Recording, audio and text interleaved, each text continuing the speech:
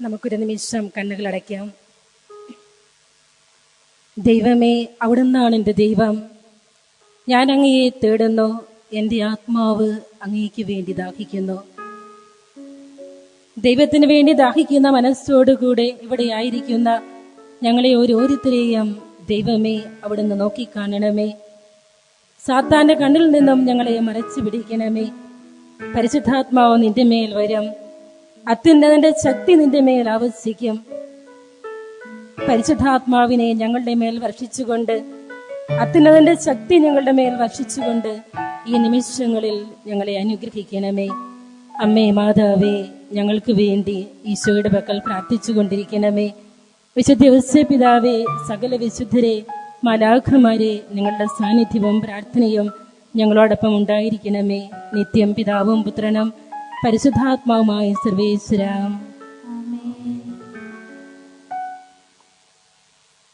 രണ്ടാം Vatican council അതിന്റെ ആദ്യത്തെ പ്രമാണരേഖയായ ജനതകളുടെ പ്രകാശത്തിൽ അതിന്റെ അവസാനത്തെ അധ്യായത്തിൽ പരിശുദ്ധ അമ്മയെക്കുറിച്ചാണ് പരാമർശിക്കുന്നത്. പരിശുദ്ധ അമ്മയെ മധ്യസ്ഥ എന്ന സ്ഥാനപ്പേര് നൽകിക്കൊണ്ട് അതോടൊപ്പം പരിശുദ്ധ അമ്മയെ തിരുസഭയുടെ പ്രതീകമായിട്ട്, പ്രതിരൂപമായിട്ട് പരാമർശിച്ചുകൊണ്ട് കൗൺസിൽ അമ്മയെ നമ്മുടെ മുൻപിൽ പരിചയപ്പെടുത്തി തരികയാണ്. ഭാഗ്യസ്മരണാർഹനായ ജോൺ പോൾ രണ്ടാമൻ മാർപ്പാപ്പ പരിശുദ്ധ കന്യകാമറിയത്തിന്റെ ജപമാല എന്ന അപ്പസ്തോലിക ലേഖനത്തിലൂടെ പരിശുദ്ധ അമ്മ ഒരു ക്രൈസ്തവന്റെ ജീവിതത്തിൽ ആരാണെന്നും ജപമാല സമർപ്പണം എങ്ങനെയാണ് മിശിഹായുടെ രക്ഷാകര ചരിത്രത്തിലൂടെ കടന്നു പോകുവാൻ എന്നെയും നിങ്ങളെയും സഹായിക്കുന്നതെന്നും വളരെ വ്യക്തമായിട്ട് പറഞ്ഞു തരുന്നുണ്ട്. പരിശുദ്ധ അമ്മയുടെ മധ്യസ്ഥ ശക്തിയെക്കുറിച്ച് ചിന്തിക്കുമ്പോൾ, അല്ലെങ്കിൽ തിരുസഭ പരിശുദ്ധ അമ്മയെ മധ്യസ്ഥയായിട്ട് നമ്മുടെ മുൻപിൽ പറഞ്ഞു തരുമ്പോൾ ഞാൻ ഓർക്കുക ചെറുപ്പത്തിൽ കേട്ടുമറന്ന ഒരു സംഭവമാണ്. ഒരു അക്രൈസ്തവ കുടുംബത്തിലെ 2 കാലുകളും തളർന്നുപോയ ഒരു ബാലൻ. അവന്റെ നിർബന്ധപ്രകാരം മാതാപിതാക്കൾ അവനെയും കൊണ്ട് ലൂർദ് മാതാവിന്റെ അടുക്കലെത്തുകയാണ്. 9 ദിവസം ദിവ്യകാരുണ്യ പ്രദക്ഷിണത്തിലും നൊവേനയിലും സംബന്ധിച്ചാൽ അവൻ സൗഖ്യം പ്രാപിക്കുമെന്ന് വിശ്വസിക്കുന്നു. വിശ്വാസമില്ലാത്ത മാതാപിതാക്കൾ കുട്ടിയുടെ നിർബന്ധപ്രകാരം കുട്ടിയെയും കൊണ്ട് 8 ദിവസം ദിവ്യകാരുണ്യ പ്രദർശനത്തിൽ സംബന്ധിച്ചു. 9-ാം ദിവസം പ്രഭാതമായി ഇന്ന് തിരിച്ചു മടങ്ങണം. വളരെ നിസ്സംഗതയോടെ ആയിരിക്കുന്ന മാതാപിതാക്കള് എന്നാൽ വളരെ പ്രതീക്ഷയോടെ എൻ്റെ ഈശോ എന്നെ സ്പർശിക്കും എന്ന് വിചാരിക്കുന്ന കുട്ടി. അങ്ങനെ ദിവ്യകാരുണ്യ പ്രദക്ഷിണം ആരംഭിച്ചു. ദിവ്യകാരുണ്യ ഈശോയുമായ വൈദികൻ കുട്ടിയുടെ അടുക്കിലൂടെ കടന്നുപോയി. അവൻ കാലുകളിൽ തൊട്ടുനോക്കി. അനക്കമൊന്നുമില്ല. അവന് സങ്കടമായി. ഏറെ പ്രതീക്ഷയോടെ കടന്നു വന്നിട്ട് ഈശോ എനിക്ക് വേണ്ടി ഒന്നും ചെയ്യുന്നില്ലല്ലോ. തകർന്ന മനസ്സോടുകൂടെ ദിവ്യകാരുണ്യനാഥനെ നോക്കി കരഞ്ഞുകൊണ്ടവൻ വിളിച്ചു പറഞ്ഞു, ഈശോയെ, നീ എന്നെ തൊടുന്നില്ലെങ്കിൽ ഞാൻ നിന്റെ അമ്മയോട് പറയും. ഈശോയെ, നീ എന്നെ തൊടുന്നില്ലെങ്കിൽ ഞാൻ നിന്റെ അമ്മയോട് പറയും. കണ്ണീരോടുകൂടെ നിലവിളിച്ച് പ്രാർത്ഥിക്കുന്ന അവന്റെ മുൻപിൽ ദൈവം വരമിഴയ പെയ്തിറങ്ങി. സൗഖ്യം പ്രാപിച്ച കുട്ടി പരിശുദ്ധ അമ്മയുടെ തിരുസ്വരൂപത്തിൽ കെട്ടിപ്പിടിച്ചുകൊണ്ട് ജോൺ പോൾ മാർപ്പാപ്പ പറഞ്ഞതുപോലെ പറഞ്ഞു, അമ്മേ, ഞാൻ പൂർണ്ണമായും നിന്റേതാണ്. പരിശുദ്ധ അമ്മയുടെ മധ്യസ്ഥ ശക്തിയെക്കുറിച്ച് ചിന്തിക്കുമ്പോൾ യോഹന്നാന്റെ സുവിശേഷം 2-ാം അധ്യായത്തിൽ കാനായിലെ കല്യാണ വീട്ടിലേക്ക് നാം കടന്നു ചെന്നേ മതിയാകൂ. കല്യാണ വീട്ടിൽ വീഞ്ഞു തീർന്നു പോയപ്പോൾ പരിശുദ്ധ അമ്മയുടെ സാന്നിധ്യം നാം കാണുകയാ. ആരും കാണുന്നതിന് മുൻപേ വീഞ്ഞു തീർന്നുപോയി എന്ന് മനസ്സിലാക്കി ആരെയും അറിയിക്കാതെ, ആരും അറിയുന്നതിന് മുൻപ് പുത്രന്റെ പക്കൽ മാധ്യസ്ഥവുമായി വരുന്ന ഒരമ്മ. അമ്മ പറഞ്ഞു, മോനെ, അവർക്ക് വീഞ്ഞില്ല. ഈശോ ചോദിക്കുന്ന മനോഹരമായൊരു വാചകമുണ്ട്, സ്ത്രീയെ, എനിക്കും നിനക്കും എന്ത്? എന്റെ സമയം ഇനിയും ആയിട്ടില്ല. എന്റെ സമയം ഇനിയും ആയിട്ടില്ല. തിരുവചനത്തില് സമയത്തിന് വളരെ ആഴമുള്ള അർത്ഥമാണുള്ളത്. പീഡാസഹനത്തിലൂടെ മരണത്തിലൂടെ കടന്നു പോകേണ്ട അനുഭവത്തെയാണ് മരണം എന്നതുകൊണ്ട് വിശുദ്ധ ഗ്രന്ഥം നമ്മുടെ മുൻപിൽ ഓർമ്മിപ്പിച്ചു തരുന്നത്. ഞാൻ അത്ഭുതം പ്രവർത്തിച്ചുകൊണ്ട് പരസ്യ ജീവിതം ആരംഭിച്ചാൽ അമ്മേ, വളരെ പെട്ടെന്ന് ഞാൻ മരണത്തിലേക്ക് കടന്നു പോകും, അത് വേണോ എന്ന് മൗനമായിട്ട് സമ്മതം ചോദിക്കുന്ന ഒരു തിരുപുത്രനെയാണ് കല്യാണ വീട്ടിൽ നാം കണ്ടുമുട്ടുക. അമ്മ മറിച്ചൊന്നും പറയുന്നില്ല. പരിചാരകരോട് പറയുന്നു, അവൻ പറയുന്നത് പോലെ ചെയ്യ. എവിടെയൊക്കെ പരിശുദ്ധി അമ്മ പ്രത്യക്ഷപ്പെട്ടുവോ അവിടെയൊക്കെ അമ്മ പറഞ്ഞത് ഇത് മാത്രമാ, അവൻ പറയുന്നത് പോലെ ചെയ്യ. അങ്ങനെ സമയമാകുന്നതിന് മുൻപേ മരണത്തിലേക്ക് കടന്നു പോകുവാനായിട്ട് തന്റെ പൊന്നുണ്ണിയെ ഒരുക്കുന്ന ഒരമ്മയെയാണ് യോഹന്നാന്റെ സുവിശേഷം 2-ാം അധ്യായം നമ്മുടെ മുൻപിൽ വരച്ചു കാണിക്കുന്നത്. അങ്ങനെ അത്ഭുതം പ്രവർത്തിച്ചുകൊണ്ട് പരസ്യ ജീവിതത്തിലേക്ക് കടന്നു പോകുമ്പോൾ ഞാനും നിങ്ങളും തിരിച്ചറിയേണ്ട ഒരു സത്യമുണ്ട്. എന്തിനായിരുന്നു ആ അത്ഭുതം? ഒരു കുടുംബത്തിന്റെ സൽപ്പേര് സംരക്ഷിക്കുവാനായിരുന്നു അത്. ദൈവപുത്രൻ ആദ്യം ചെയ്ത അത്ഭുതം ഒരു കുടുംബത്തിന്റെ സൽപ്പേര് സംരക്ഷിക്കുവാനായിരുന്നുവെങ്കിൽ മറ്റുള്ളവരുടെ കുറവുകളെ സ്വന്തം കൈകൊണ്ട് മറച്ചു പിടിക്കുവാൻ, അവരുടെ സൽപ്പേര് സംരക്ഷിക്കുവാൻ എനിക്കും നിങ്ങൾക്കുമുള്ള കടപ്പാട് വചനം ഇവിടെ ഓർമ്മിപ്പിക്കുകയാണ്.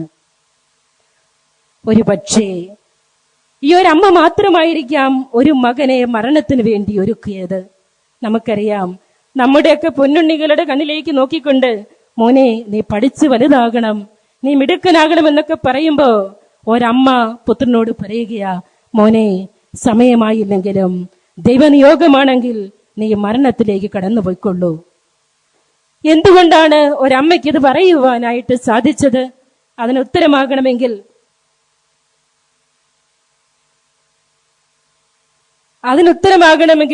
നാം ലൂക്കായുടെ സുവിശേഷം 1-ാം അധ്യായം 28-ാം വാചകത്തിന്റെ മുൻപിൽ വന്നു നിൽക്കണം. എന്താണ് വചനം പറയുന്നത്? സ്വർഗം മേരിയെ തേടി എത്തുകയാ, ദൈവം മറിയത്തിന്റെ പക്കൽ എത്തുകയാ. മാലാഖ പറഞ്ഞു, ദൈവഗർഭം നിറഞ്ഞവളെ സ്തുതി, കർത്താവ് നിന്നോടുകൂടെ. നന്മ നിറഞ്ഞവളെ സ്തുതി, കർത്താവ് നിന്നോടുകൂടെ. നമുക്കറിയാം, നമ്മളെക്കുറിച്ചൊരു നല്ല കാര്യം കേട്ടാൽ നമുക്കൊക്കെ സന്തോഷമാ. എന്നാൽ വചനം പറയുകയാ, ഇത് കേട്ട് മറിയം അസ്വസ്ഥയായി. ഈ വചനത്തിന്റെ അർത്ഥം എന്തെന്ന് അവൾ ചിന്തിച്ചു. അപ്പോഴാണ് ദൈവം വീണ്ടും സംസാരിക്കുന്നു, നീ ദൈവസന്നിധിയിൽ കൃപ കണ്ടെത്തിയിരിക്കുന്നു, നീ ഗർഭം ധരിച്ച് ഒരു പുത്രനെ പ്രസവിക്കും. നമ്മുടെയൊക്കെ അനുദിന ജീവിതത്തില് ദൈവം എന്നോടും നിങ്ങളോടും സംസാരിക്കുന്നുണ്ട്. ജീവിത പങ്കാളിയിലൂടെ, ദൈവം അനുവദിക്കുന്ന സന്തോഷങ്ങളിലൂടെ, നേട്ടങ്ങളിലൂടെ, വിജയങ്ങളിലൂടെ, അതുപോലെ തന്നെ പരാജയങ്ങളിലൂടെ, തകർച്ചകളിലൂടെ ഒക്കെ ദൈവം എന്തൊക്കെയോ എന്നോടും നിങ്ങളോടും പറയുന്നുണ്ട്. അവിടെയൊക്കെ പരിശുദ്ധ അമ്മയെ പോലെ പ്രതികരിക്കുവാനായിട്ട് നമുക്ക് സാധിക്കുന്നുണ്ടോ? അമ്മ എന്താ ചെയ്തത്? ഇതിന്റെ അർത്ഥം എന്താണെന്ന് ചിന്തിച്ചുകൊണ്ട് ഉള്ളിലേക്ക് തിരിയുന്നു. അഥവാ പ്രാർത്ഥനാപൂർവം ദൈവത്തിന്റെ ഹിതം അന്വേഷിക്കുന്ന പരിശുദ്ധ അമ്മ. പരിശുദ്ധ അമ്മ കണ്ടുമുട്ടുന്നത് ഒരേ ഒരു ബലം മാത്രമാണ്, ദൈവസന്നിധിയിൽ കൃപ കണ്ടെത്തുക. എന്റെയും നിങ്ങളുടെയും അനുദിന ജീവിതത്തില് ദൈവസന്നിധിയിൽ കൃപ കണ്ടെത്താൻ സാധിച്ചാൽ, ദൈവത്തിന്റെ ഹിതം എത്ര വേദനാജനകമാണെങ്കിലും ആ നിയോഗം പൂർത്തിയാക്കാൻ നമുക്ക് സാധിക്കും. അവിടെ നിന്നുകൊണ്ട് പരിശുദ്ധ അമ്മ സ്വന്തം നിയോഗം ഏറ്റുവാങ്ങുകയാണ്. അതായത് ദൈവപുത്രന് ജന്മം കൊടുക്കുവാനുള്ള തന്റെ ദൗത്യം. എന്താണ് പിന്നീട് സംഭവിക്കുന്നത് നമുക്കറിയാം. തന്റെ ആദ്യത്തെ മംഗളവാർത്തയിൽ പരിശുദ്ധ അമ്മ അസ്വസ്ഥയാണ് എങ്കിൽ രണ്ടാമത്തെ മംഗളവാർത്ത അമ്മയ്ക്ക് ആനന്ദമാവുകയാ. എന്തായിരുന്നു തിരുവചനത്തിൽ നാം കാണുന്ന രണ്ടാമത്തെ മംഗളവാർത്ത? അത് മറ്റൊന്നുമല്ല, യേശു ഉയർത്തെഴുന്നേറ്റു. അസ്വസ്ഥതകളൊന്നുമില്ലാതെ മിശിഹ ഉയർത്തെഴുന്നേറ്റു എന്ന് പറഞ്ഞ് പരിശുദ്ധ അമ്മ സന്തോഷിക്കുമ്പോൾ, ലൂക്കാസ് വിശേഷകൻ നമ്മുടെ മുൻപിൽ വരച്ചു കാണിക്കുന്ന മംഗളവാർത്ത മുതൽ ഉയർപ്പ് വരെ നീണ്ടു നിൽക്കുന്ന 33 വർഷക്കാലത്തെ കുറിച്ച് ഒരു സാധാരണ അമ്മയുടെ കണ്ണുകളിലൂടെ പരിശുദ്ധ അമ്മയെ നോക്കിക്കണ്ടേ മതിയാകൂ. എങ്ങനെയാണ് ഒരു സ്ത്രീക്ക് ഇത്ര സഹനത്തിന്റെ വില കൊടുത്തുകൊണ്ട് ഒരു പുത്രനെ മരണത്തിനൊരുക്കി ദൈവനിയോഗം പൂർത്തിയാക്കുവാനായിട്ട് സാധിക്കുന്നത്? പരിശുദ്ധ അമ്മ യേശുവിന്റെ പക്കൽ ഓടിയെത്തുന്ന ഒരു രംഗം the passion of the Christ എന്ന ഫിലിമിൽ വളരെ ഹൃദയസ്പർശിയായിട്ട് അവതരിപ്പിക്കുന്നുണ്ട്. ഈശോ കുരിശും വഹിച്ചുകൊണ്ട് ഏന്തി ഏന്തി നീങ്ങുകയാ. രക്തം നിറഞ്ഞ മുഖം, കണ്ണുനീര് നിറഞ്ഞ മുഖഭാവം,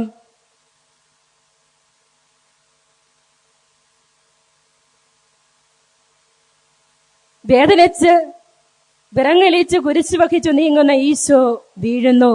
അവിടത്തേക്ക് എഴുന്നേറ്റ് നടക്കുവാനായിട്ട് ബുദ്ധിമുട്ട് തോന്നുകയാ. ആ സമയം പരിശുദ്ധ അമ്മ എവിടെ നിന്നോ ഓടി ഓടി ഓടി ഈശോയുടെ കുരിശിന്റെ വഴിയിൽ വന്നു നിൽക്കുന്നു. ഈശോ തലയുയർത്തി പരിശുദ്ധ അമ്മയെ ഒന്ന് നോക്കി.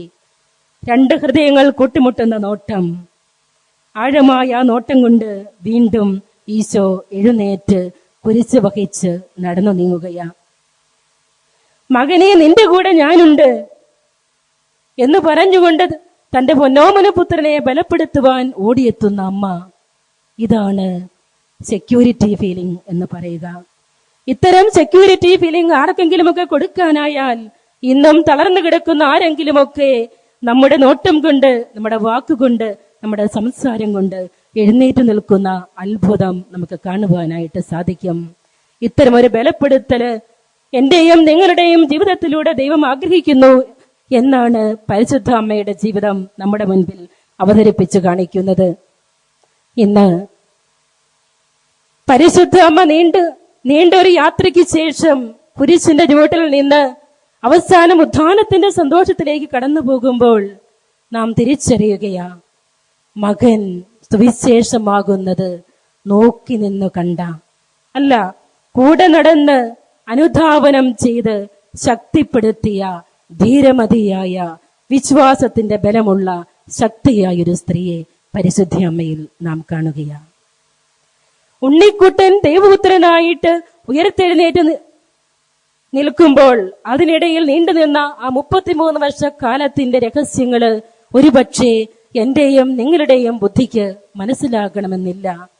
ഒരുപാട് പ്രാർത്ഥനയുടെ ബലം, ഒരുപാട് സങ്കടങ്ങളുടെ ബലം, ഒരുപാട് തപസ്സിന്റെ ബലം ഒക്കെ മേരിക്ക് ആവശ്യമായിരുന്നു. എന്റെ ദൈവമേ, എന്റെ ദൈവമേ, നീ എന്തുകൊണ്ട് എന്നെ ഉപേക്ഷിച്ചു എന്ന കുരിശിൽ കിടന്നുകൊണ്ട് മരിക്കുന്നതിന് മുൻപ് പ്രാർത്ഥിക്കാനായത് അമ്മ മേരി ആ പ്രാർത്ഥന യഹൂദ ആചാരപ്രകാരമുള്ള സങ്കീർത്തനം പൊന്നുമോനെ നേരത്തെ പഠിപ്പിച്ചു വെച്ചതുകൊണ്ടാ. ഇന്ന് പ്രിയമുള്ള മാതാപിതാക്കളെ, എന്റെ മകൻ സുവിശേഷമാകുന്നത് കാണാൻ അതിന് വേണ്ടതെല്ലാം ചെയ്ത് മാറി നിന്ന് കൂടെ നടന്ന് ശക്തിപ്പെടുത്തുന്ന മാതാപിതാക്കളാണോ നിങ്ങളൊക്കെ? എങ്കിൽ പരിശുദ്ധ അമ്മയെ പോലെ ദൈവസന്നിധിയിൽ നീ കൃപ കണ്ടെത്തിയിരിക്കുന്നു എന്ന സുവിശേഷത്തിന്റെ സ്വർഗത്തിന്റെ അഭിനന്ദനം നിങ്ങൾക്കുണ്ടാകും. പലപ്പോഴും പഠിച്ച് വലിയവരാകണം, ഡോക്ടറാകണം, എഞ്ചിനീയർ ആകണം എന്നൊക്കെ പറഞ്ഞുകൊണ്ട് മക്കളെ അതിനുവേണ്ടി ഒരുക്കുമ്പോൾ അതിനുമപ്പുറം ഒരു വിശുദ്ധരാകാനായിട്ട്, ഒരു സുവിശേഷമാകാനായിട്ട് മക്കളോട് പറഞ്ഞു കൊടുക്കാൻ മാതാപിതാക്കൾ മറന്നു പോവുകയാണെന്ന് തോന്നുന്നു.